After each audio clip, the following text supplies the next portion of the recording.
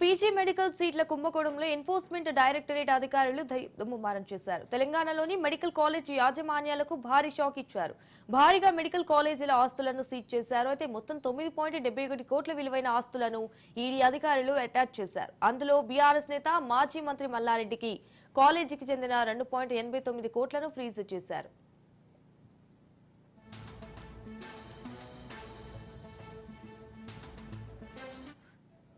MNR medical కాలేజీకి చెందిన 2.1 కోట్లను సీజ్ చేశారు. చెల్లెడ ఆనందరావుకు మెడికల్ కాలేజీకి చెందిన 3.33 కోట్లను అటాచ్ చేసినట్లు శుక్రవారం సాయంత్రం ప్రకటన విడుదల చేశారు. మేనేజ్మెంట్ కోటాలో పీజీ మెడికల్ సీట్లను బ్లాక్ చేసినట్లు గుర్తించారు. నీటి పరీక్షల్లో టాప్ ర్యాంకర్ల సర్టిఫికేట్లతో సీట్లు బ్లాక్ చేసినట్లు తెలిపారు.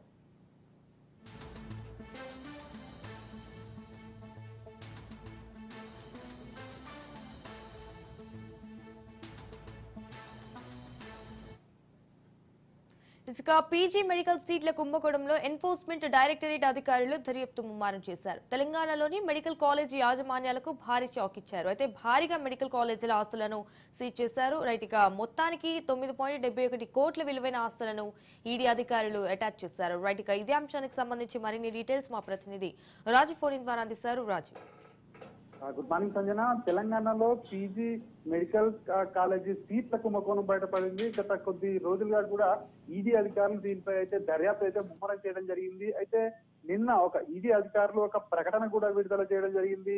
నీట్ పరీక్షలో టాప్ ర్యాంకర్ల సర్టిఫికెట్ల ద్వారా సీట్లను బ్లాక్ చేసుకుని ఇవన్నీ కూడా బ్లాక్ లో అమ్ముకున్నట్టుగా మేనేజ్మెంట్ కోటా కిందికి కన్వర్ట్ చేసుకుని వాటిని కళాశాలలు సొమ్ము చేసుకున్నట్టుగా కూడా ఈడీ అధికారులు అయితే గుర్తించడం జరిగింది. ఇదంతా అక్రమం అని చెప్పేసి కూడా గుర్తించడం జరిగింది. దీంతో ఇప్పటికే పలు కాలేజీలకు సంబంధించినటువంటి 9.71 కోట్ల విలువైన ఆస్తులను ఈడీ అధికారులు అయితే అటాచ్ చేయడం జరిగింది. ఇందులో ప్రముఖంగా మాజీ మంత్రి ప్రస్తుత బీఆర్ఎస్ ఎమ్మెల్యే మల్లారెడ్డి కాలేజీకి చెందిన 2.89 కోట్లు ఫ్రీజ్ చేసినట్టుగా కూడా తెలుస్తా ఉంది. ముఖ్యంగా మల్లారెడ్డి కాలేజీలో కూడా అవకతవకలు జరిగాయని చెప్పేసి కూడా గతం నుంచి కూడా ఆరోపణలు అయితే రావడం జరిగింది. ఈ నేపథ్యంలోనే ఈడీ అధికారులు అయితే దాన్ని అయితే గుర్తించడం జరిగింది, ధృవీకరించడం జరిగింది. 2.89 కోట్ల మల్లారెడ్డి మెడికల్ కాలేజీకి సంబంధించిన ఆస్తులను అయితే అటాచ్ చేయడం జరిగింది. అదేవిధంగా 1.47 కోట్లను గతంలో ఇప్పటికే అటాచ్ చేసిన ఈడీ ఇప్పటికే అటాచ్ చేసింది. అదేవిధంగా ఎంఎన్ఆర్ కాలేజీకి సంబంధించినటువంటి పీజీ కాలేజీలో ఇందులో 2 కోట్లను